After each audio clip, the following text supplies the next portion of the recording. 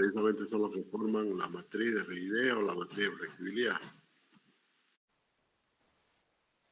Bueno,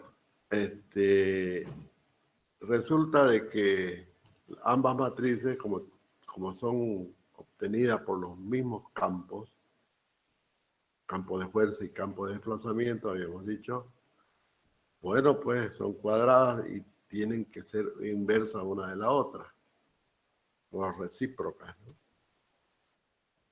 Por lo que un coeficiente debe ser igual al recíproco del otro, por lógica consecuencia de las mismas ecuaciones. Y nosotros despejamos las ecuaciones. A ver, mejor si lo hago en la pizarra para que lo vean rápidamente. Aquí, ¿no? Una ecuación era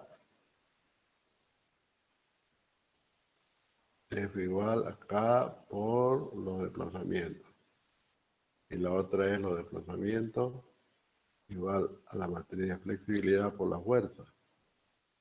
En el primer caso los desplazamientos son las incógnitas y en el segundo las fuerzas son las incógnitas, ¿no? Entonces queda claro que la fuerza de esta ecuación, de la segunda ecuación, de esta de acá, resulta que la fuerza es igual a la inversa de la matriz F despejando, ¿no? De modo que si reemplazamos en la primera, nos va a quedar que la inversa de la matriz de flexibilidad va a ser igual a la matriz de rigidez. De ahí sale lo que decimos y afirmamos aquí, ¿no? La matriz de rigidez es igual a la inversa de la matriz de flexibilidad y la flexibilidad es inversa a la matriz. ¿Pero qué debe ocurrir para que ocurra esto? Ambas tienen que tener inversa. Es decir, no deben ser matrices singulares, ninguna de las dos. ¿Qué significa singularidad?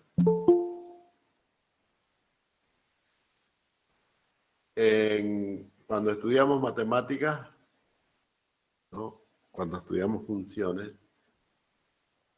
vemos que cuando la función deja de ser continua, o hay un salto en la función, o bien se hace infinita, más o menos infinita, aparece una asíntota.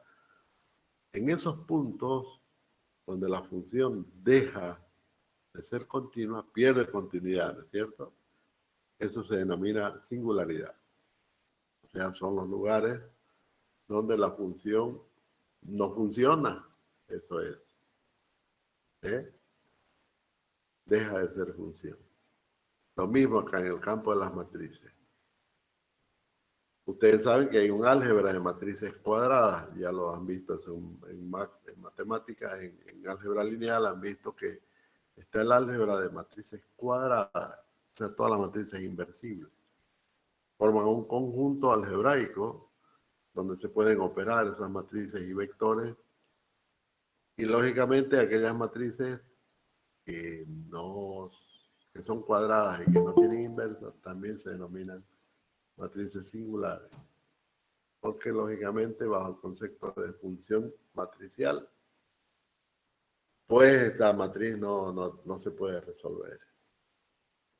Y el caso es que la mayoría de los problemas que nos encontramos en la ingeniería, casi la mayoría de las matrices son singulares, por el problema de la hiperelasticidad, de las restricciones.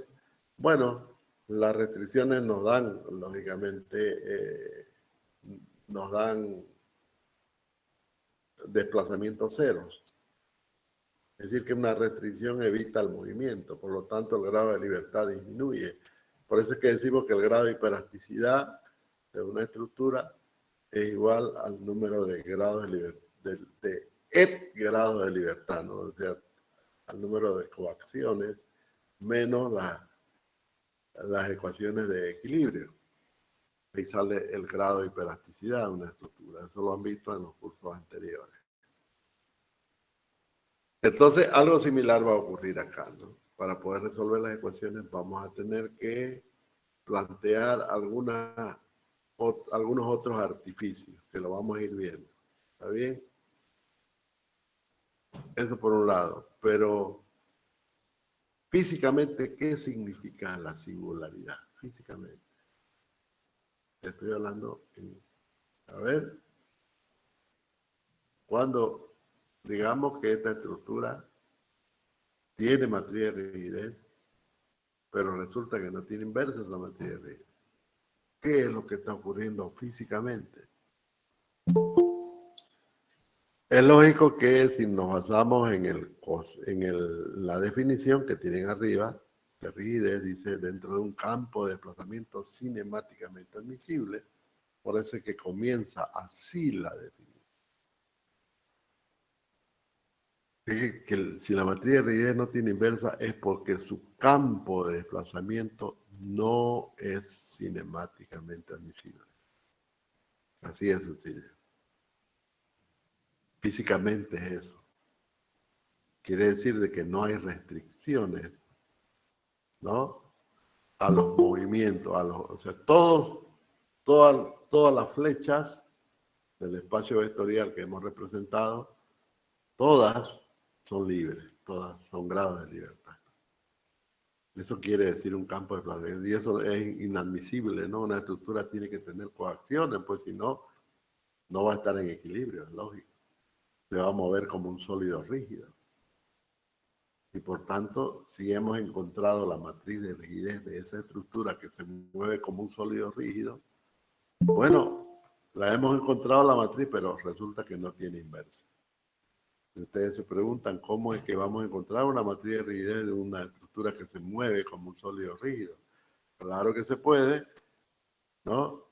Con el concepto que vamos a ver después, base, ¿no? El lenguaje de base, las bases del espacio vectorial. Ustedes se recuerdan, ¿no?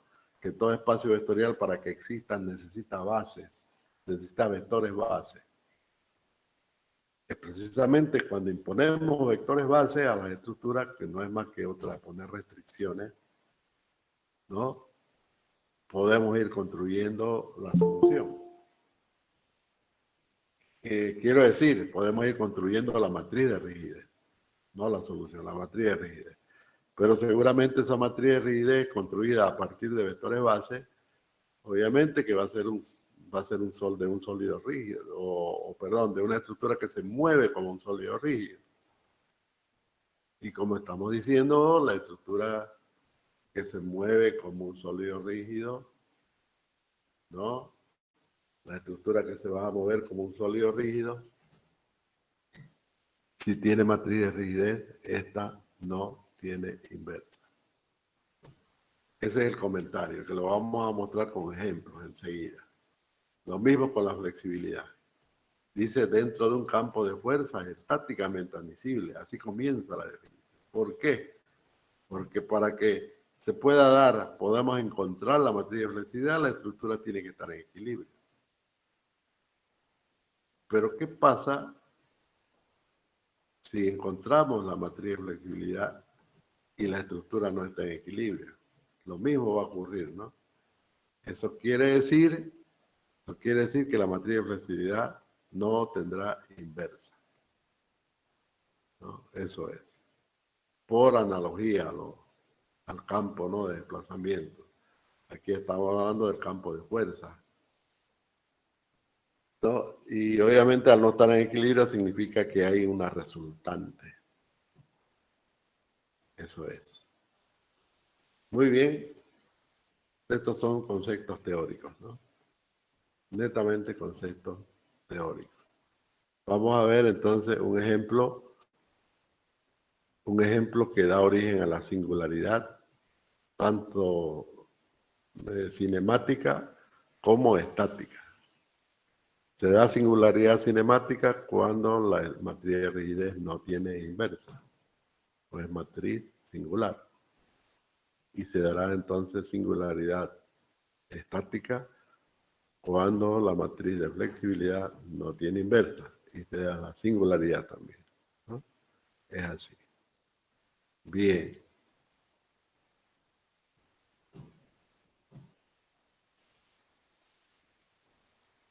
¿Qué implica en una matriz la dependencia lineal? Esto ya hablando de las filas y columnas de la matriz como vectores. No se olviden que las filas y las columnas de una matriz cualquiera cuadrada son vectores.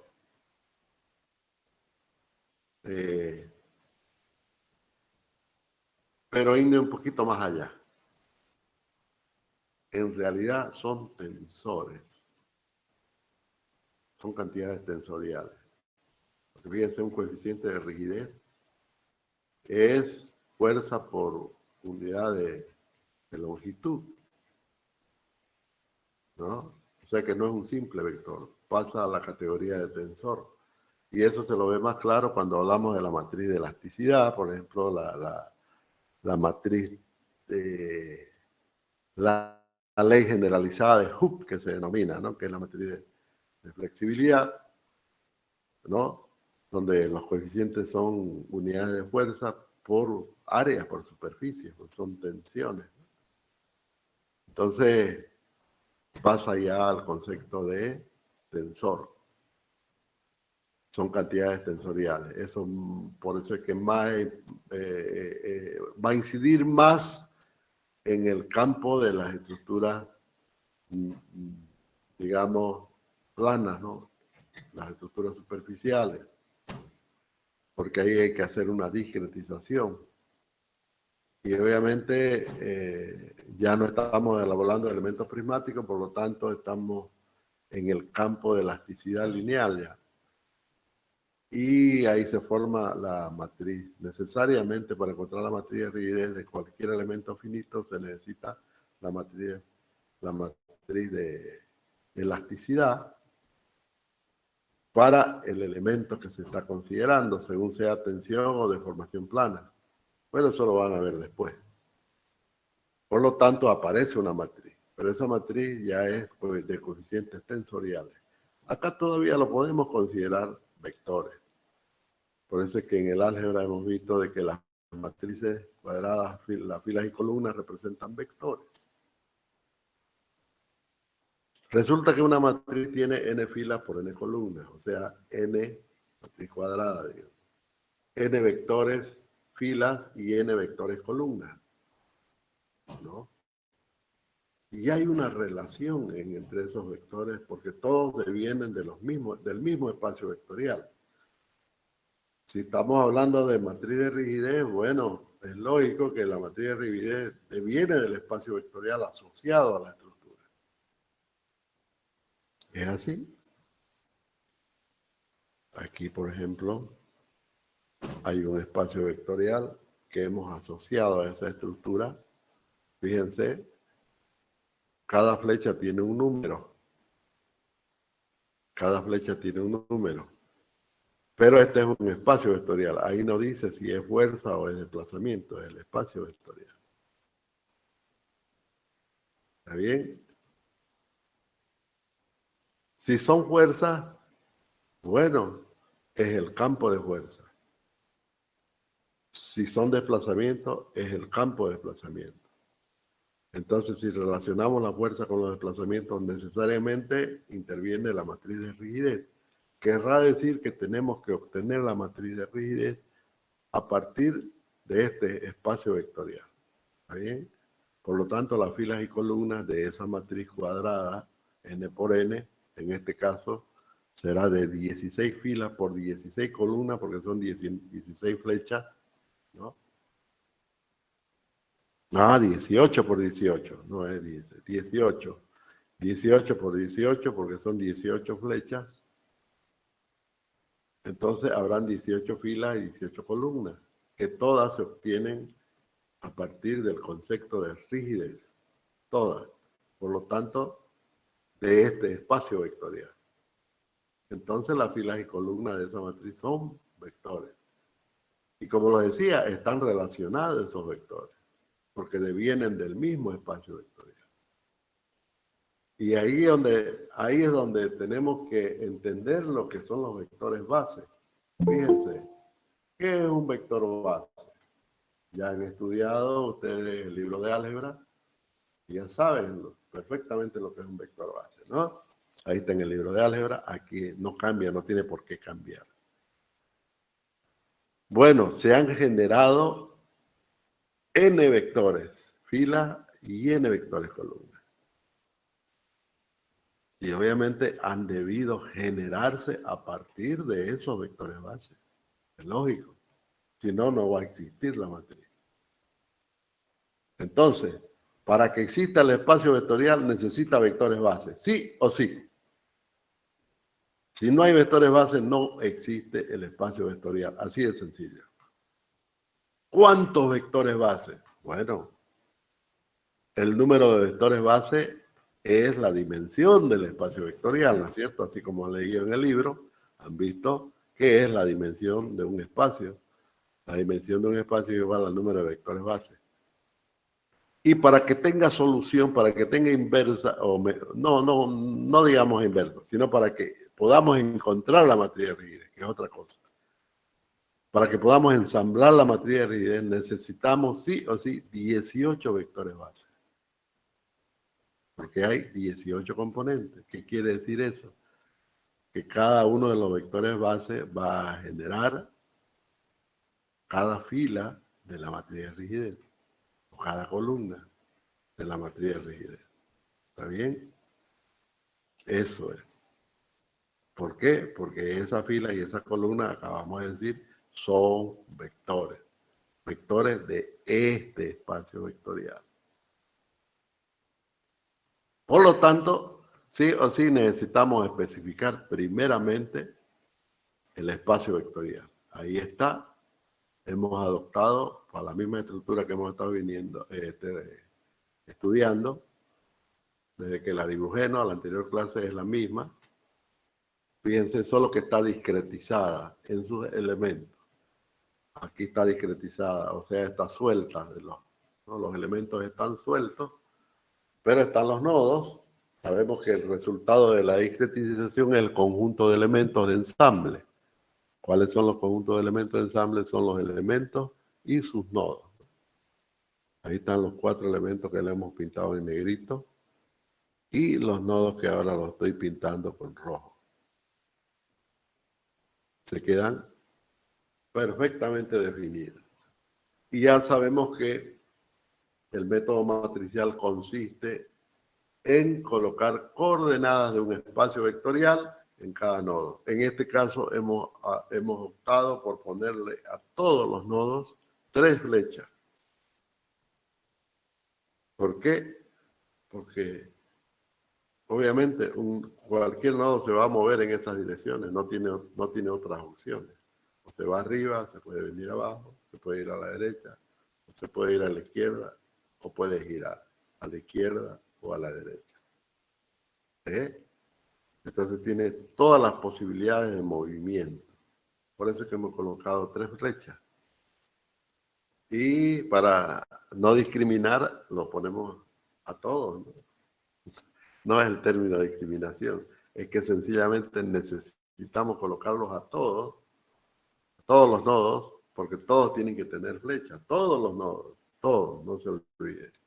En el caso del pórtico, todos sus nodos tienen, cada uno de ellos, 3 flechas, ¿no? ¿Y cómo identificamos las flechas?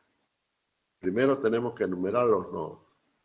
Tenemos que ponerle un número a los nodos. Ahí lo hemos puesto en azul, se puede ver. Voy a subir un poquito más la imagen. Ahí. Ahí se puede ver con absoluta claridad, ¿no es cierto? Que a cada nudo le hemos asignado un número. Esos números van a tener una regla obligatoria. Siempre van a comenzar con el número 1, número natural 1. Y los otros secuencias continuas de números naturales. Entonces comenzamos con el 1, el otro va a ser 2, 3, 4, 5, hasta n. Siempre vamos a hacer así, porque no se olviden que esos números van a representar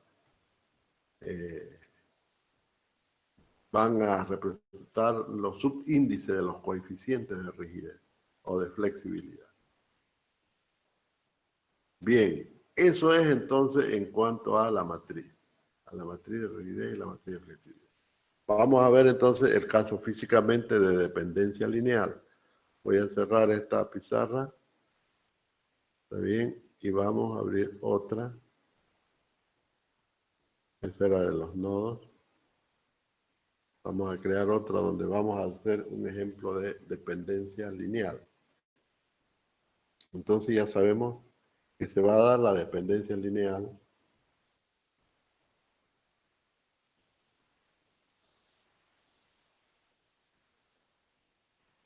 precisamente. La dependencia lineal nace en el hecho de que no hay suficientes vectores base.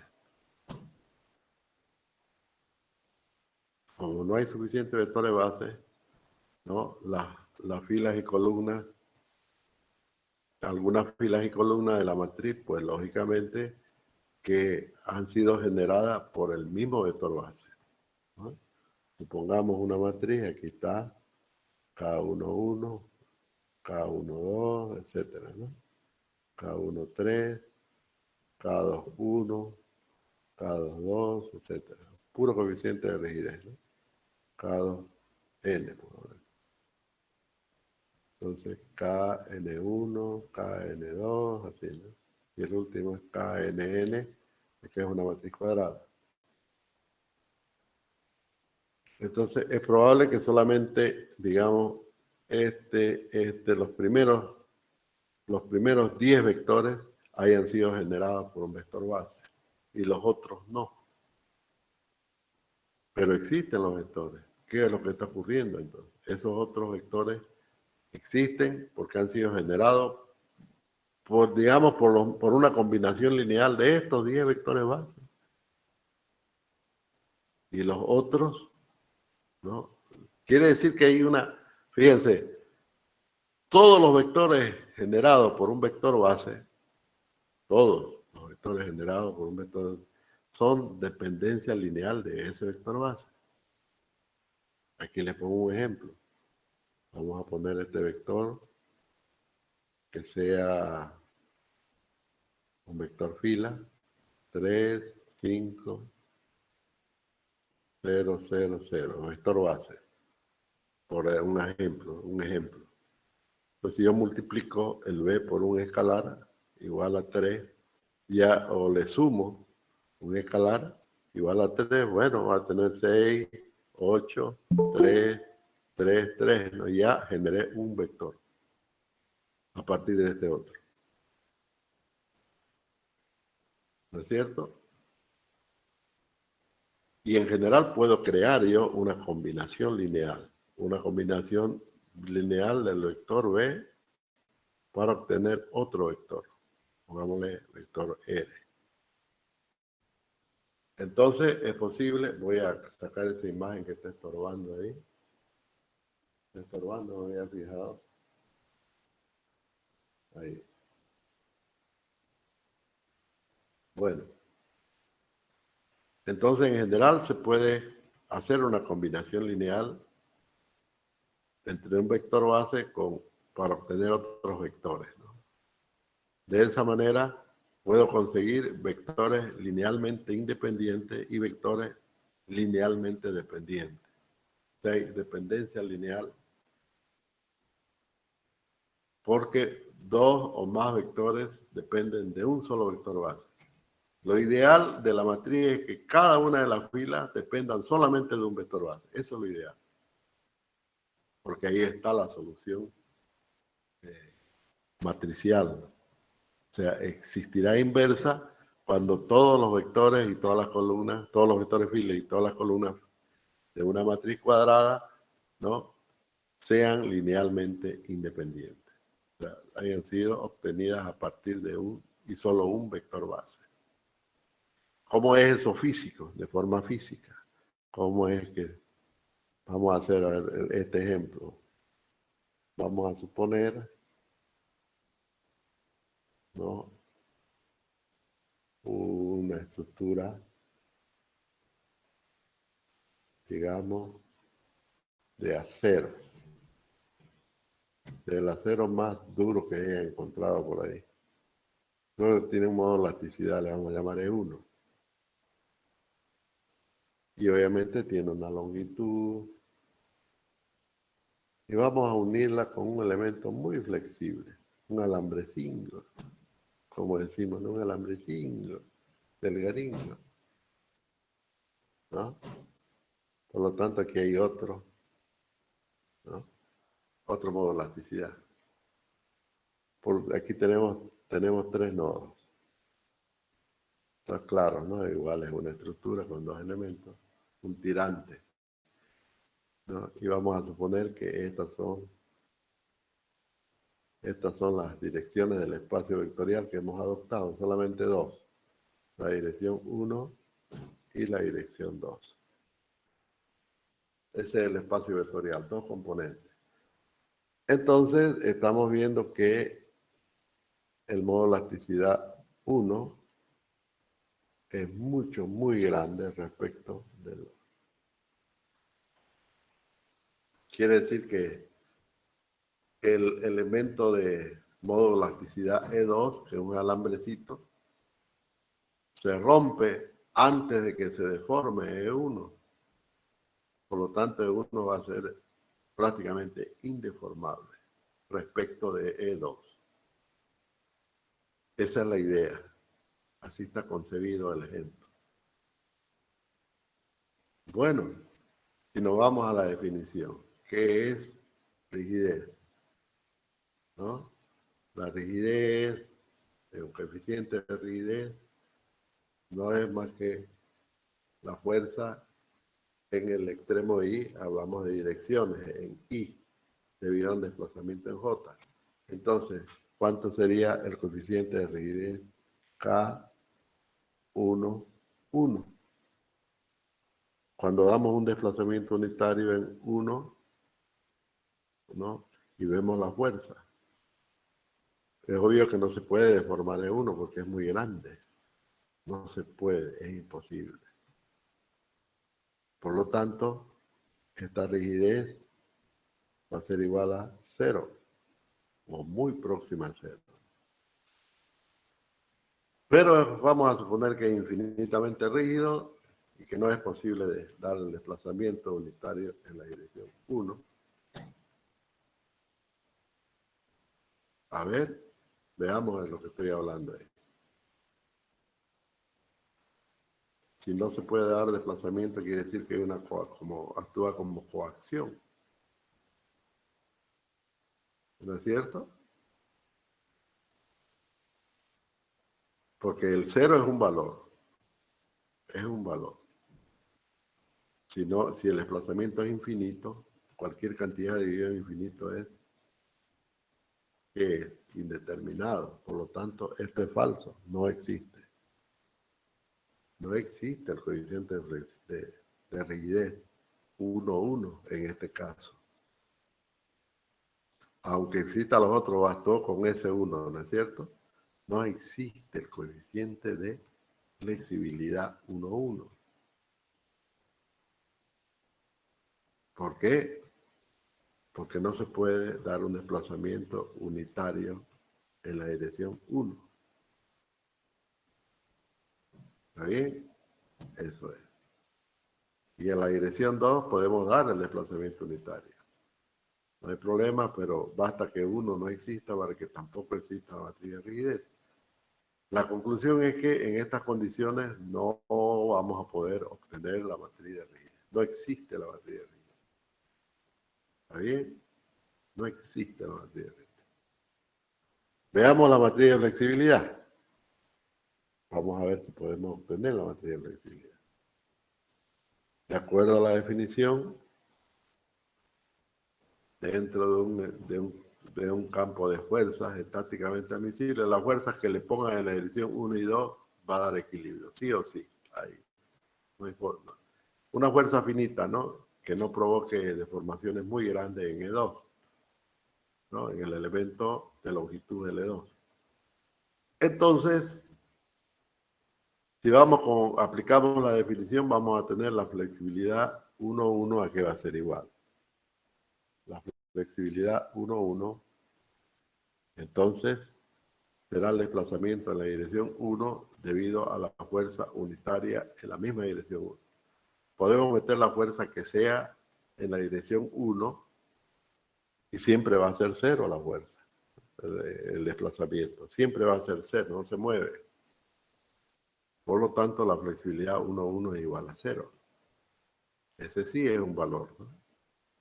No hay desplazamiento 0, con la fuerza que sea, ¿no? Veamos la flexibilidad 1, 2. Sea la fuerza en la dirección 1 debido a un desplazamiento. Y quiere decir, el desplazamiento en la dirección 1 debido a una fuerza unitaria en la dirección 2. Si yo introduzco una fuerza en la dirección 2, igual no hay desplazamiento en la dirección 1, igualito, no se mueve. Por tanto, esa flexibilidad es 0. Veamos la flexibilidad 2, 2. Cuando yo introduzco una fuerza unitaria en la dirección 2, ese sí, va a haber un desplazamiento ahí, ¿no es cierto? En la dirección 2. Si meto una fuerza unitaria en la dirección 2, va a haber un desplazamiento en la dirección 2, porque el E2, el elemento de E2, ¿no? Se deforma. ¿Cuánto vale esa deformación? ¿Se recuerdan de Hooke? Delta L, recuerdan, ¿no? Aquí a un ladito lo vamos a hacer. Delta L es igual a P por L sobre EA, ¿no es cierto? Como esta P es igual a 1, la fuerza es igual a 1, el delta va a ser la flexibilidad, ¿cierto? O sea que la flexibilidad en este caso va a ser E por A sobre L, sobre L2. E2 por la sección 2 del elemento 2 dividido entre L2. Esa es la flexibilidad 2. Y la flexibilidad 2,1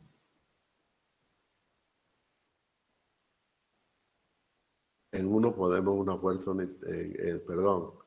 en 2 ponemos la misma fuerza unitaria, ¿no?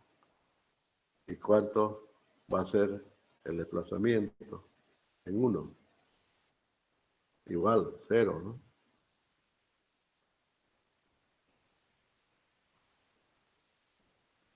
Obviamente que el resultado es una matriz de flexibilidad, pero no va a tener inversa. Una matriz cuadrada de 2 filas por 2 columnas, pero no hay inversa. ¿Por qué no hay inversa? Porque no existe la matriz de rigidez, así de sencillo. La matriz de flexibilidad será una matriz singular, no tiene inversa, pero existe la matriz de flexibilidad, pero no tiene inversa. Por lo tanto, la conclusión es que es posible encontrar la matriz de flexibilidad, pero esta no tiene inversa. Por lo tanto, no existe la matriz de rigidez. Estamos ante un campo de desplazamiento cinemáticamente inadmisible. Ese es un ejemplo de imposibilidad de formar la matriz de rigidez. Veamos otro. Ahora vamos a suponer que tenemos una estructura, una viga sobre dos apoyos guiados. Pero además le vamos a poner los dos componentes de un espacio vectorial. Esta va a ser la dirección 1 y esta va a ser la dirección 2. La dirección 1 y la dirección 2.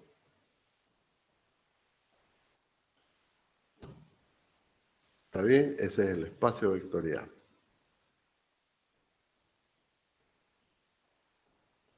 Vamos al concepto de rigidez. Sabemos que esto tendrá una longitud, ¿no? Un modo de elasticidad, una sección, un momento de inercia, etc. Todos esos datos geométricos y mecánicos los conocemos, los sabemos. Entonces, si yo aplico el concepto de de rigidez, dice, a ver, la rigidez, vamos, la rigidez 1,1, ¿a qué va a ser igual? La rigidez 1,1, entonces es el desplazamiento, es la fuerza en la dirección 1 debido a un desplazamiento unitario en la dirección 2. ¿Está bien? Si yo aplico un desplazamiento unitario en la dirección 2, para aplicarlo, sí o sí tengo que poner algo en 1, ¿no? Tengo que evitar que se mueva, porque solamente, fíjense, la definición dice desplazamiento unitario solo en la dirección Y. En la dirección Y, dice, no en los dos, no en las otras direcciones, solo en la dirección Y. Y, en este caso, Y es 1, ¿no? Solamente en la dirección 1 vamos a introducir el desplazamiento unitario. Y vamos a calcular la rigidez debida a ese desplazamiento unitario, ¿no? La fuerza debida a ese desplazamiento unitario. Por lo tanto, si yo aplico el desplazamiento unitario así como está, si yo aplico el desplazamiento unitario en 1, se va a mover el 2 también. Y eso hay que evitar, que no se mueva el 2, porque no es ahí que voy a aplicar el desplazamiento. Eso quiere decir que tengo que poner obligatoriamente una coacción acá, sí o sí, ¿no? Debo colocar aquí una coacción, algo que evite que se mueva cuando doy el desplazamiento unitario en la dirección 1. Ahí sí ya puedo dar el desplazamiento unitario en la dirección 1, ¿no es cierto? Además tiene que producir trabajo, lo habíamos dicho, porque estamos evitando que se produzca desplazamiento en 2. Si no, ya no es rigidez, ya no está fuera del concepto. Entonces, si hay un desplazamiento unitario, lógicamente que se va a cortar la pieza en ese valor unitario que yo le dé aquí, delta igual a 1, ¿no? Y de nuevo utilizamos la ecuación de Hooke, ¿no? Que delta L es igual P por L sobre A, ¿no? Y como ese desplazamiento es igual a 1, entonces esa fuerza es la rigidez. ¿Mm? E por A sobre L. Quiere decir que porque está en 1 también, medido en 1, es E por A sobre L. Eso es. Y la reacción que se produce, por al otro lado se va a producir una reacción, porque estoy poniendo una coacción. Aquí se va a producir una reacción debido, ¿no es cierto?, a esa fuerza. Esa es la rigidez. 2 debido a 1, ¿no? 2, 1 va a ser igual a menos, porque es reacción, ¿no? Menos A sobre L. Si hacemos lo mismo en el otro extremo, vamos a llegar a la conclusión que la rigidez 2, 2 va a ser igual a E por A sobre L, ¿no? Y la rigidez 1, 2 va a ser igual a menos E por A sobre L. Ahí está la matriz de rigidez, la hemos encontrado, pero es puro 1, ¿no? La matriz de rigidez será una matriz de 2 por 2. Bueno, aquí hay que factorizar. Factorizamos E por A sobre L y va a quedar 1, 1, 1 acá.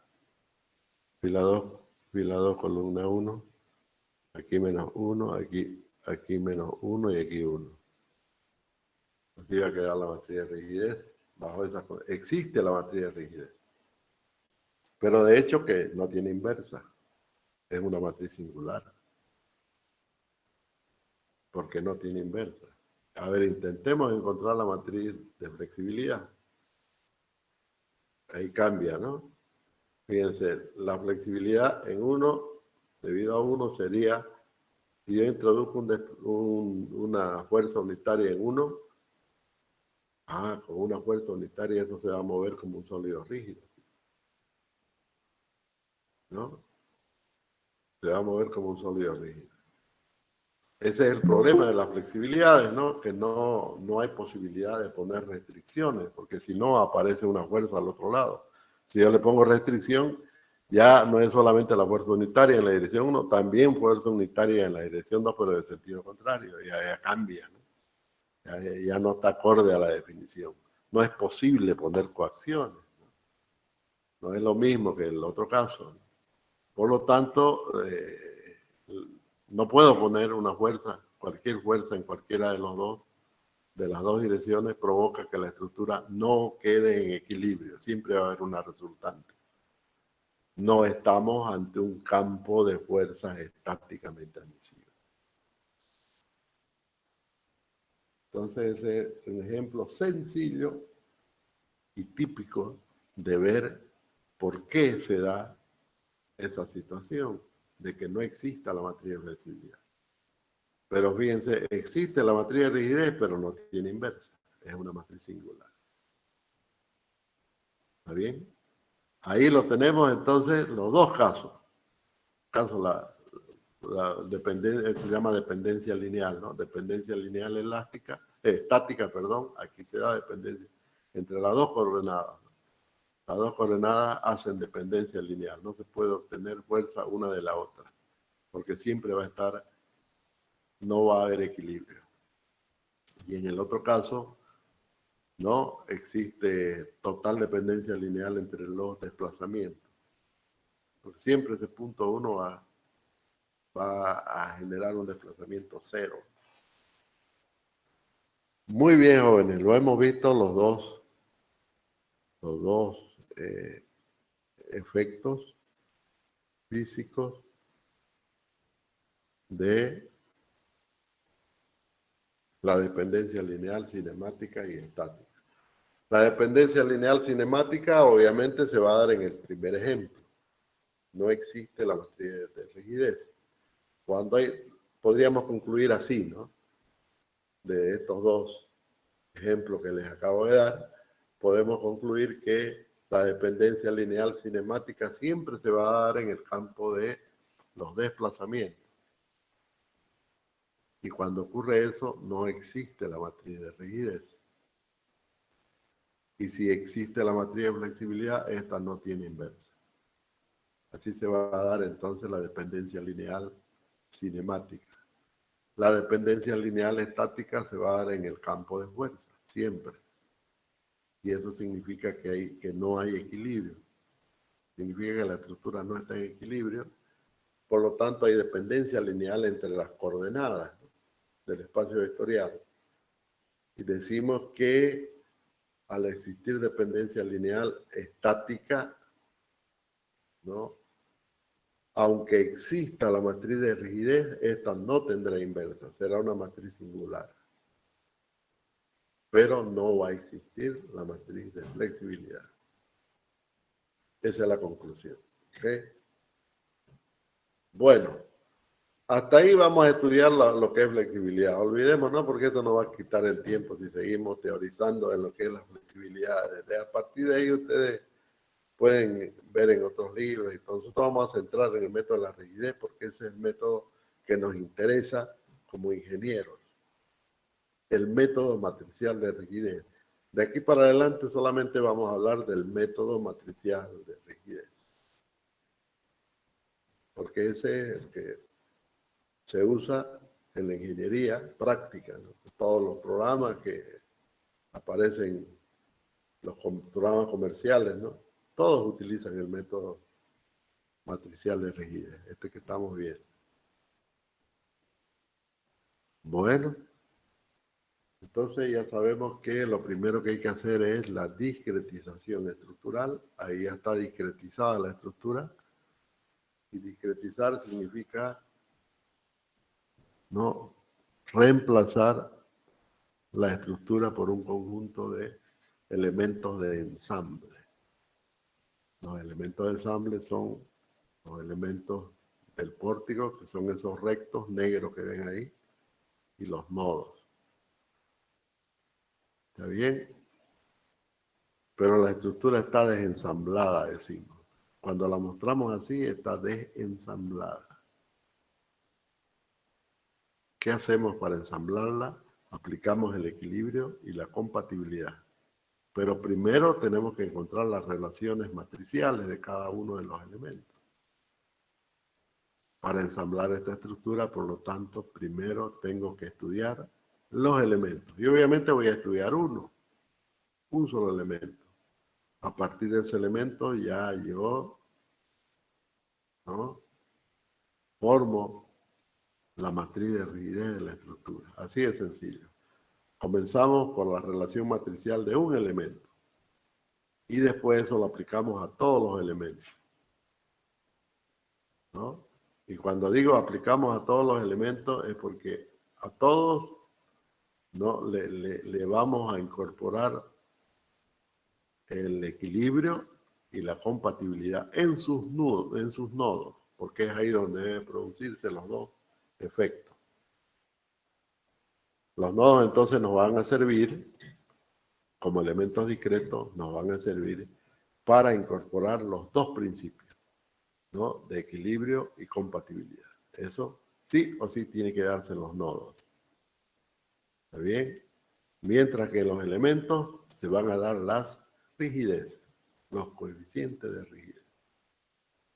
Quiero que quede bien, perfectamente claro eso. Siempre el principio de equilibrio y el principio de compatibilidad los vamos a aplicar a los nodos, a las uniones. Lo mismo va a ocurrir en el campo de los elementos finitos. Más adelante, cuando esté pintado, es lo mismo. Solo que la formulación es lo que va a cambiar, ¿no? ¿Está bien? Y las rigideces ya son competencias de los elementos. De ahí nacen las rigideces. Por lo tanto, vamos a estudiar el elemento, porque de ahí nacen las rigideces. ¿Ok? Me voy a ir a una pizarra. Me voy a ir a otra pizarra. Vamos a cerrar estas dos de aquí. Aumentamos uno. Y vamos, voy a hacer una recta que va a representar el eje de un elemento cualquiera. ¿Está bien?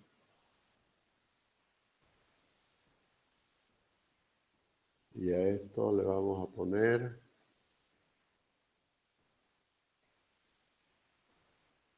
lo vamos a hacer punteadito. Es el eje de un elemento cualquiera, ¿no? Entonces este va a ser el elemento, lo vamos a hacer con negrito. Lo vamos a hacer un poquito más grueso. Desde aquí hasta ahí. Ahí está el elemento discreto. Pero ese elemento sabemos que tiene nodos en sus extremos, ¿no? Ahí están los nodos de los extremos del elemento. Y también sabemos que los extremos tienen coordenadas, ¿no? Lo vamos a pintar con rojo, ¿no? Así son las coordenadas de los nodos que hemos visto allá, ¿no? Y este es I, ¿no? Y este de acá va a ser J. Entonces son las tres coordenadas. ¿Cómo identificamos la flecha? De acuerdo al número de las coordenadas, ¿está bien? Entonces, la horizontal siempre va a ser 3 veces I menos 2. La vertical va a ser 3 veces I menos 1. Y la del giro, la Z, va a ser 3I. Acá con J, ¿no? Este va a ser 3 veces J menos 2. Este va a ser 3 veces J menos 1. Y este va a ser 3 veces J. Así vamos a identificar todas las coordenadas, todas las flechas de los nodos. Ahí está claro, ¿no? Muy bien. Ese elemento lo vamos a aislar. Lo vamos a aislar aquí. Ahí está con negro, vamos a ponerlo con negro. es el mismo elemento, ¿no? Ahí está aisladito. Y necesita un espacio vectorial particular para él, ¿no? Porque estamos hablando de vectores. Sabemos que los extremos del elemento se van a unir a los nudos. Y por lo tanto, los nudos, los extremos, estos extremos, estoy hablando de los extremos. Los extremos del elemento, pongámoslo con azul, este extremo y este otro. Esos dos extremos, el extremo izquierdo se va a unir con el nudo I y el extremo arriba derecho se va a unir con el nudo J. ¿Sí o sí? Tiene que unirse. Ahí está suelto. Pero estoy hablando de los extremos, que también le vamos a llamar extremo I y extremo J. Ahora bien, necesitamos un espacio vectorial, decíamos, para este elemento. Y obviamente, ¿cuál va a ser el espacio que me interese? El espacio vectorial para este elemento será aquel que me muestre los esfuerzos en los extremos, ¿no es cierto? Sí o sí, lo que me muestre los esfuerzos, que es lo que a mí me interesa. Pero también los desplazamientos de esos extremos que van a ser por compatibilidad iguales a los de los nudos. Pero más que todo, más me interesa por los esfuerzos, que es al fin y al cabo el objeto de la materia, ¿no? Encontrar los esfuerzos. Lo vamos a poner con verde. Necesito saber cuánto va a ser el esfuerzo normal acá, cuánto será el esfuerzo normal en el otro lado. Necesito saber eso. Necesito saber cuánto será el esfuerzo cortante aquí y cuánto es el esfuerzo cortante acá. Pero además de eso necesito saber cuánto es el momento a la izquierda y el momento a la derecha. Fíjense, estoy razonando en función al esfuerzo que necesito como resultado. Por lo tanto, he creado 6 flechas. Y ya esas 6 flechas, a partir de aquí, no van a hacer esfuerzo ni desplazamiento. Ya cuando digamos que es esfuerzo, vamos a tener el campo de fuerza interno del elemento. Y si esas flechas son desplazamiento, vamos a tener el campo de desplazamiento interno del elemento. ¿Ah? No estamos hablando de la estructura, de los nodos. Es el campo de fuerza externo. Y los desplazamientos de los nodos, el campo de desplazamiento externo. Pero eso ya de la estructura, porque los nodos representan la totalidad de los elementos de la estructura. Entonces este es un espacio vectorial particular, como habíamos expresado al comienzo. Y obviamente necesitamos, fíjense que son las flechas, ¿no? El espacio vectorial. Y lo hacemos ortogonal porque así lo necesitamos en la práctica. Así lo necesitamos. No es oblicuo, es así como lo ven. Por eso se llama normal. Es normal a la sección, a cualquier sección. Así lo necesito. El cortante lo necesito transversal, así como lo ven. Sí o sí. No es oblicuo, no me sirve oblicuo, no me sirve. No es cortante. El cortante tiene que mostrarse así como se ve, ¿no? Y el momento, bueno, el momento ahí está. De acuerdo a la regla de la mano derecha, vamos a asumir que es positiva la dirección antihoraria, tal como hemos puesto ahí. Ahora sí, yo sé que el momento, el cortante y el normal son esfuerzos, pero que a lo largo del elemento, que tiene una longitud L, ¿no?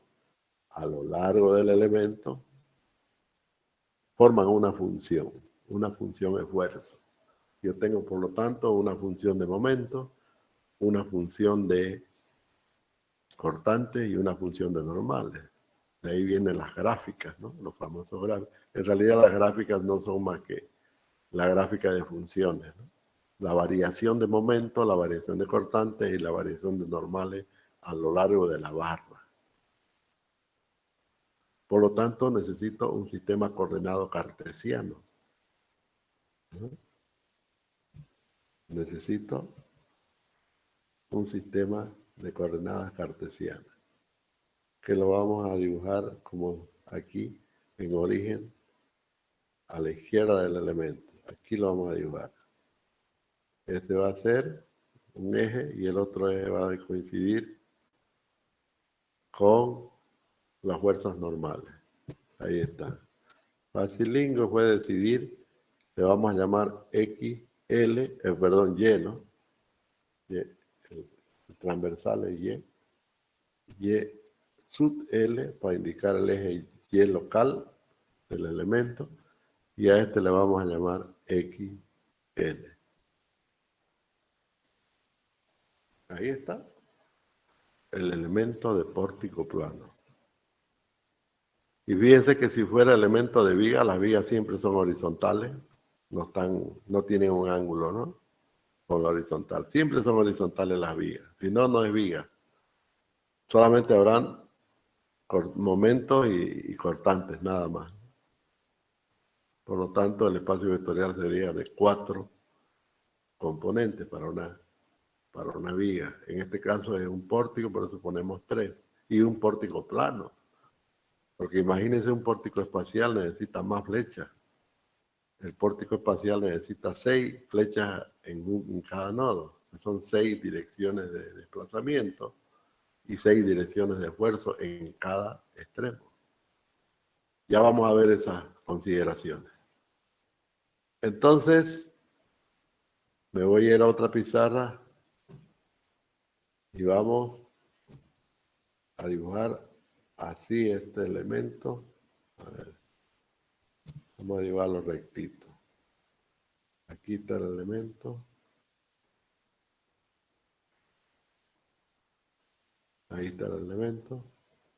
Y sus flechas que le hemos puesto de color verde. A propósito, yo uso los colores. El color verde siempre lo vamos a usar para la flecha del espacio vectorial. ¿No? Estoy haciendo lo mismo, pero lo estoy rectando, estoy horizontalizando el elemento, nada más. ¿No? Ahí está. Ya sabemos que tiene dos nodos, dos extremos. Y esas flechas están en el extremo. Habrá un extremo I y un extremo J. Además hay un sistema cartesiano. ¿No? Que es YL y XL. Ese sistema cartesiano nos va a permitir representar la función esfuerzo. Ahí está el espacio vectorial local. Nada que ver con el rojo, absolutamente nada. El rojo es de los nodos. Este espacio vectorial es de los elementos. Por lo tanto, la numeración va a ser sencilla, ¿no? La representación o la identificación de cada flecha lo hacemos con un numerito del 1 al 6, ¿no? Siempre el horizontal va a ser 1 y 4. Entonces, los esfuerzos normales van a estar en las direcciones 1 y 4. Los cortantes van a estar en las direcciones 2 y 5. Y los momentos van a estar en las direcciones 3 y 6. Y listo. Ahí están identificadas las flechas del espacio vectorial. Y como un espacio vectorial que genera dos campos, un campo de fuerza y un campo de desplazamiento, es lógico que vamos a tener una ecuación de rigidez, que ya no le voy a llamar F, le voy a llamar P minúscula. Ahorita vamos a ponerle aquí una P minúscula. Van a ser las 6 fuerzas. Este vector representa las 6 fuerzas. P1, P2, P3, P4, P5 y P6. Un vector columna.